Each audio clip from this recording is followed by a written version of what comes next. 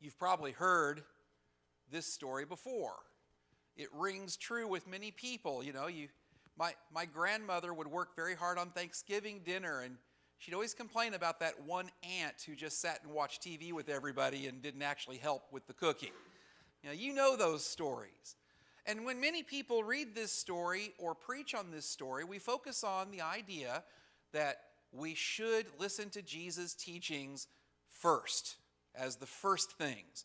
Now, on a side note, some of you received an email this week from a company called rightnowmedia.com, and that was an invitation to join and sign up. Some of you, I've found out, have just thrown that away thinking it was spam. It's not spam, and we'll send out another invitation soon.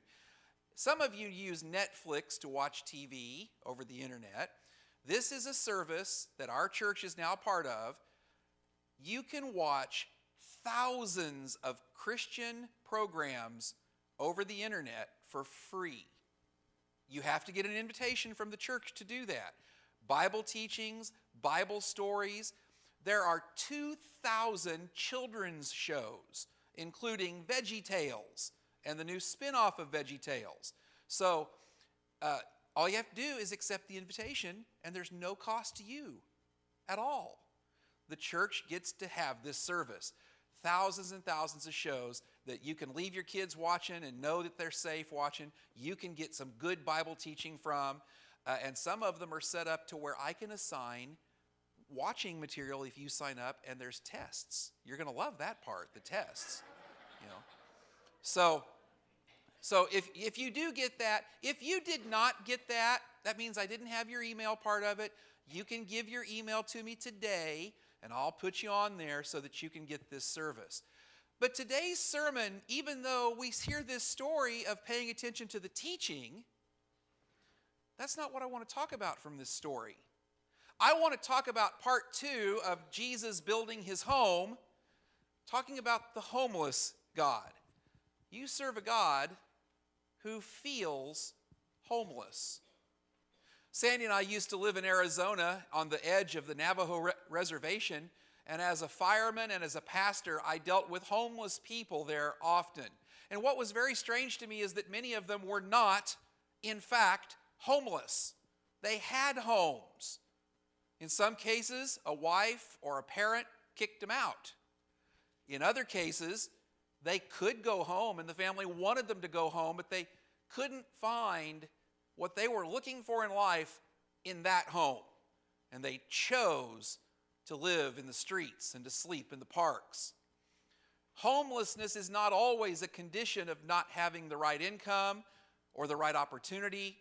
Homelessness can be the attitude of saying, I haven't found what I'm looking for in this world. Adam is given all the animals of creation, and he can't find somebody to be with. And so God creates the woman out of his side. And that's a reflection of the fact that our God wants to share in his love with someone else. Love is this amazing thing. We illustrate this around Christmas with a candle. No matter how many other candles you light with your candle, it doesn't take away any light, it adds light. And our God, who is love, says he wants that love to increase. And so he creates us for that love to increase. But he's looking for us to use that love to make a home. Jesus was asked, can I follow you? I'll follow you wherever you go in Luke chapter 9. And Jesus says to that person, foxes have holes and birds of the air have nests, but the Son of Man has no place to lay his head. This is a very sad statement that Jesus gives. It's an illustration of the fact that throughout history, the people who truly do follow God, those who seek after God's will, tend to find themselves terribly dissatisfied with this world. Now, some of you probably came to Christ or were taught all your life in the church, you follow Jesus and everything's just going to be peachy.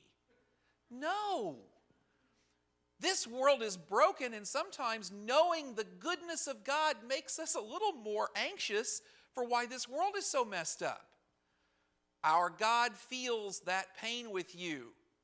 So where does Jesus or God want to live? What kind of a home are they looking for? In Deuteronomy chapter 12, we're told that Jesus promises the children of Israel as they leave Egypt, you will cross the Jordan and settle in the land the Lord your God is giving you as an inheritance. And he will give you rest from all your enemies around you so that you will live in safety. Then, to that place, the Lord your God will choose you. Choose this as a dwelling place in his name. Now, I actually know in history there were some Bible students, Bible theologians, who lost their faith because of verses like this. The children of Israel were going to go into Israel, they're going to cross the Jordan, and they were going to live in the land flowing with milk and honey, right? And they would never have problems and never have enemies. And then the rest of the Old Testament is war, trouble, famine, and lots of enemies. And part of that was because what God gave them, they didn't take care of. For one thing, he told them to do certain things when they got there, and they didn't do them. They were told to drive out certain pagan groups of people, and they didn't do it. Right up into the time of King Solomon, many of those peoples that they were ordered to get rid of, they had made treaties with instead. And so God's home was not a home. The kids were kind of disobedient. You ever lived in a home where the kids were disobedient? Yeah, none of you, right? And so this land flowing with milk and honey was no longer a place with good milk or good honey. In the Psalms, God talks about the bad preachers, the bad prophets, he said, you're like sheep. I lead the sheep to clean water, but you're the sheep that runs around and stirs up the dirt so that the water is now muddy and no one can drink from it. And I see some ladies thinking about their carpet and the muddy boots. You know, the house just seems to be this constant battle of balance. God is looking for something a little more peaceful for his children, a little more restful for his wife, a place flowing with milk and honey. It is described that way 21 times in the Old Testament, but never quite seems to pan out. This speaks of the abundance and the satisfaction and the riches and the prosperity that God wanted for Israel, but he knew it wasn't going to happen because it was only a shadow promise of something that he knew was coming.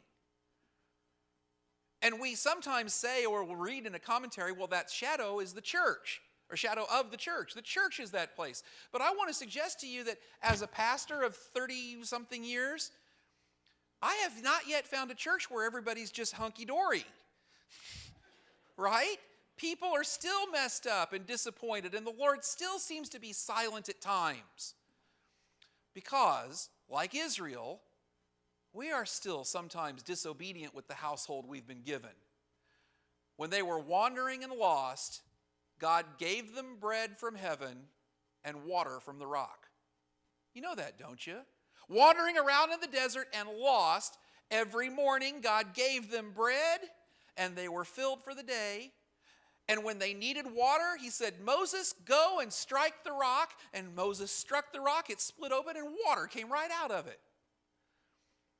When you're lost, God drops blessings right at your feet.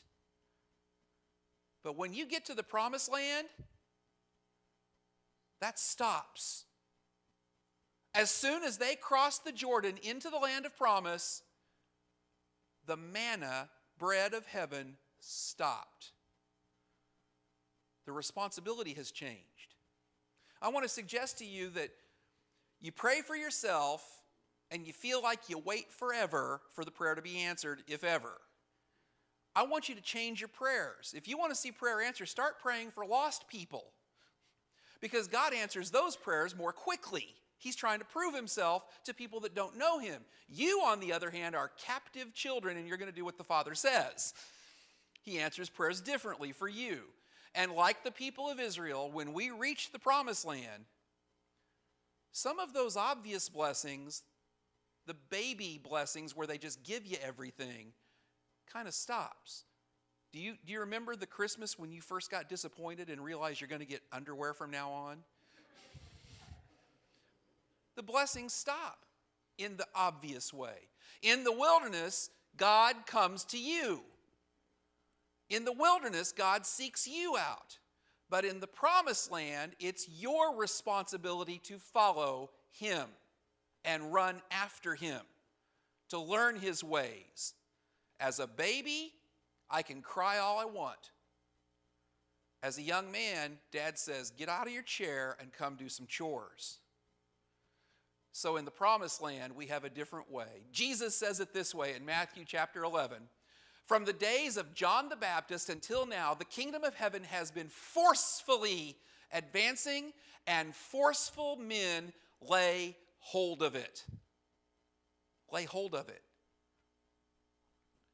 We want a Christianity and we want a church where we can just attend and God showers blessings upon us. But any veteran will tell you that freedom isn't free. And anyone of the Old Testament will tell you the promised land is full of promise, and it's got rest, but not laziness. The promised land is a home in which God feels the peace and rest of home, but not the screaming of, I want, and give me, and I'm entitled. And Jesus says that in this earth, the violence is always going to accompany the people of God. That's the word he uses. And violent men and women will advance the kingdom of heaven. Now, he's not saying that we're going to use guns to advance the kingdom of heaven, but he's saying that difficulty, trouble, famine, disease, floods are always going to be a part of the Christian life as we walk towards the promised land. And crossing the Jordan in the Old Testament was a shadow of crossing into death, into the promised land of heaven. Israel was a place of Abraham's willingness to sacrifice his own son because the Father said to, knowing that the Father was fully prepared to make a miracle. Read that story very carefully. People say, oh, Michael, how could Abraham sacrifice his own son? You read that story carefully. He says to the servants as they get to the mountain, my son and I will go up the mountain. You wait until we return. Abraham didn't know what God was going to do. He just knew that if he was obedient, God was going to keep his promises. This was the land of promise that we trusted God fully. It was the land where David hid from his enemies, knowing that the Lord would save him. This was the land where David collected the materials for a temple that his son built. They knew that there were blessings. They knew there was a future. They made plans for their children and grandchildren. This was the place that we had a future of hope.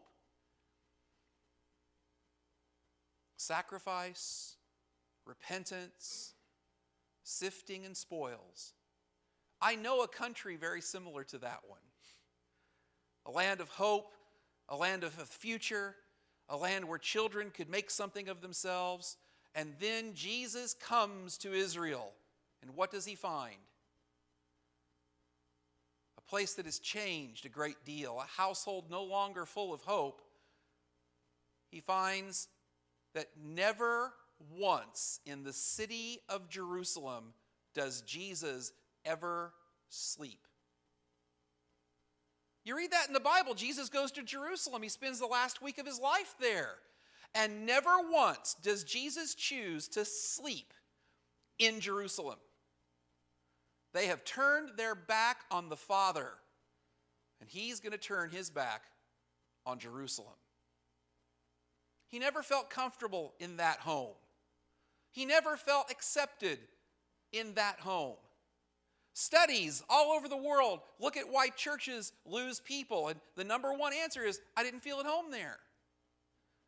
That's not always their fault. A home makes people feel at home. Kids run away from home. What? They didn't feel at home. Teenagers get married too early and get out of the house, or they go run off. Why? They didn't. It's just not the home I'm looking for. And Jesus goes to Jerusalem that should have been his. He should have been the king by right, although his plan was something different because he knew this isn't my home. Because God has no grandchildren. You ever thought of that? You have grandchildren, some of you. I was a grandchild. I kind of liked it. Mom, can I have that new toy? No. Granddad? Of course you can. You notice how you parents get mad at grandma and granddad when they give the grandchildren things that they would have never given you. Right? They let the grandkids get away with things that you would have gotten a tanning for. God has no grandchildren. God only has children. God only has people who at some time in their life themselves said, I am your child, and you are my father, and I will obey you. If we try to live as Christian grandchildren, we are outside of the kingdom, and we're outside of the home. Oh, why are you a Christian? Well, Dad was a Christian. Granddad was a Christian. Well, then why are you a Christian? Well, because, my family always went to church. Yeah, but why are you a Christian? And that's what Jesus found in Jerusalem. Why are you a Jew? Well, I'm from a Jewish family. Yeah, but why do you worship at the temple? Well, because I'm Jewish. I shared the gospel with a Chinese man in Taiwan, and at the end of it he said, this is the best story I've ever heard. Jesus is the Lord of all. And I said, do you want to be a Christian? He says, oh no, I can't. I'm Chinese. God doesn't have grandchildren, and when you are adopted by God, you are his child. But these people had not gone through the cost of building the building. They had not gone through the labor of building the nation. All they had was the blessings, without the violence, without the trouble, without the sacrifice. And so when Jesus comes on the scene, they just want. Give me, give me, give me. And when he didn't give it, they rejected him. And so Jerusalem was no longer his home. But he had a favorite place on earth. In the Bible, Jesus had a favorite place on earth. And this place gives us an idea of what the church should be and what heaven will be. Bethany was less than about 3 kilometers or 1.5 miles away from Jerusalem on the slope of Mount Olive, and is near the Garden of Gethsemane, full of palm trees, pomegranates, and figs. I wonder if they had fig Newtons. I like fig Newtons. Never been fond of figs themselves, but it was known as the fig place. The word Bethany means the house of figs. Now, God never lets a good image escape. A good metaphor is always available. And in Matthew chapter 21, Jesus is hungry, and he comes up to a fig tree that has no figs, and he curses it. And the tree dies later. And he makes the comment that if the plant won't produce fruit, then it's going to be thrown into the fire. And the fig was the symbol of the spiritual fruit that God expects his home to produce. Without the fig, the tree is useless. It's cut down and it's burned up. And he was pronouncing a judgment on Israel. Throughout the Old Testament, the fig tree was a symbol of Israel. And if it doesn't produce fruit, I'm going to tear down this house and build a new house in its place.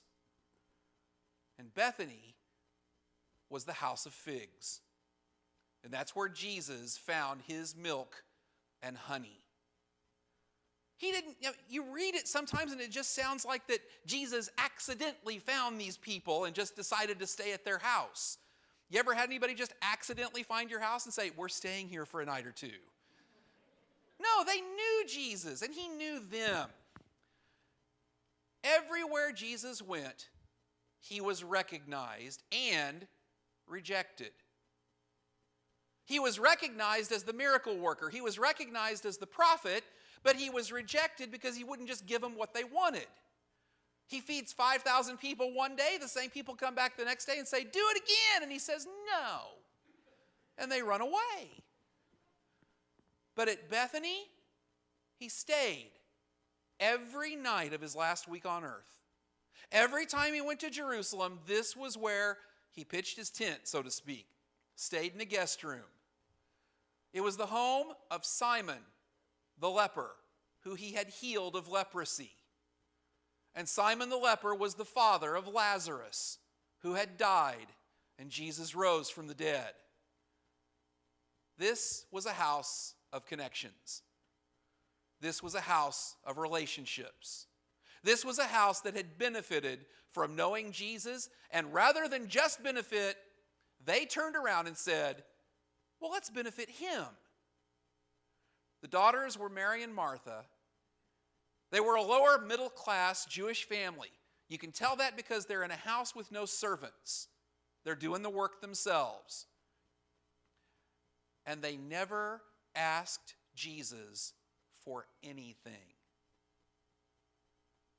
This is home to Jesus. He came and he benefited them in his love, and they turned right around and they benefited him with their love. And when trouble came, they called for him, but they didn't demand anything of him. And this was where Jesus felt at home. Now, you know the story. We read it. He comes in and he starts teaching. And if I was in a house and Jesus was teaching, I think I'd want to listen. I think that I'd want to turn off the TV, maybe put the smartphone on silent, and I'd want to pay attention to what Jesus was saying. And this is what Mary does. But Martha goes into the kitchen and says, I've got responsibilities. I've got things to do. Sandy and I used to go visit people in Taiwan, and in their culture, it's immediately responsibility. Take care of your guests. It's a guest culture. The men sit down and make tea, and the women go in the back and they cut fruit. And when I say cut fruit, I don't mean a banana and an orange. I mean the entire orchard. They're in there the whole time. I'm talking to the man, and the woman's in the back cutting fruit. And I kind of wanted to see both of them. Because later, I'm going to have to tell her the same thing I told him all over again. And sometimes we would just say, don't cut fruit for us. Just sit down and talk to us. Oh, I can't do that. And here's Martha. The man who they have already determined is a prophet from God. A man who rose Lazarus, her brother, from the dead, healed her father of leprosy. She feels the need to give him food. But Jesus gives the suggestion that maybe they could order pizza. Oh, it's a Jewish family. Probably they could order Chinese food. I don't know if you know that relationship. Jewish people love Chinese food because it's the only restaurants open at Christmas. I'm not kidding. Jesus is making the story of God's redemption, God's love for them, God's desire to bring them in. Martha, dinner can wait. The laundry can wait. The mopping can wait. But Jesus, I want to serve you. You know what? If that's what you want to do, go ahead. But don't now blame Mary for wanting to hear the teaching. And what one of you has ever been in a house and just tell the kids, stop fussing? Yeah, but he got one more Cheerio in his bowl than I did. Who cares? Jesus wants a home where the family gathers around. Jesus wants a home where the children are there. Jesus and the disciples, 15 men sitting comfortably in a room, and understand that this is a culture in which women were not allowed into that room. They had a different job, which was to go and cut fruit or make things to eat. It was more than just Mary saying, "Oh, I don't want to work right now." She was breaking rules and traditions because Jesus was talking. Sometimes in a church like this, we have this desire to be professional in one way or another. We didn't get the coffee made, or the camera doesn't work, or the sound system's not working. And we get flustered, and we want to get it fixed. And Sandy will tell you, sometimes I'm late for something because I can't get a wire to connect properly, or a Bluetooth to connect, or a remote to work. And Jesus is saying, who cares? Let's talk about what we came to talk about. Let's worship who we came to worship. And if something doesn't work, fix it later. Well, Jesus defends her, and that's somewhat scandalous. Don't you ever believe that the Bible teaches that women are second-class citizens, because the Bible over and over again says that woman has a right to be here. That woman has a right to speak in God's name. That woman has a right to heal. That woman has a right to lead Israel. God said through Jesus, she has the right to be here. Jesus wants a house where everyone has the right to be there, where everyone has the right to sit and listen. Do you know what a healthy family looks like? The black sheep of the family are welcome. The troublemakers are welcome. The smokers, the drug users, the gamblers, the drinkers, they're welcome. Now, I didn't say they were allowed to smoke in the living room or be drunk at the dinner table. I said they were welcome. And not only were they welcome in words, they felt welcome. They knew they were welcome. And when Jesus fusses at Martha, she doesn't run away and say, "Well, I'm going to go find another house to live in." She knows that he loves her. She knows that his fussing at her is loving, conversational, family correction. And she accepts it. This church at some point in the future is going to look like this. There's going to be people here that don't speak English very well. There's going to be bikers, tattooed. There's going to be recovering addicts. There's going to be someone who just got out of prison. And you're going to sit next to them, and they're going to be your brother and sister. Because that's the house that Jesus is trying to build, where everyone is family. Oh, you had a trouble with somebody in town? You're mad at them for something? Good. Invite them to church and tell them they're welcome here. And sit next to them and serve them. This is the image of the home that God is building. A place where we feel welcome, not a place where we feel like it'd be better off to be homeless. This is the place where the brothers and sisters fuss at each other, children make a mess, men talk business in the other room, and everyone sits down at the same table and wouldn't even think of excluding someone else. This is all our table. And this is the place where we watch each other grow into maturity from infancy. We have the people who do cry out, "Give me, give me, give me." But it takes a village. And that village is the church. And this family will help them grow into the people that provide for each other. That's what our homeless God is trying to produce in this house. A place to love each other. Next week, we're going to talk about how God finds that home. He's going to find that home one way or another with the people who are willing to be a part of that home. And that'll be the end of our 3-part mini-series inside of the 9-part story of Jesus. If you have a desire to be part of that kind of a home, if you feel like this home has not been that home, but you want to force yourself to make it that home, If you want to step forward and have the church pray for you or to become part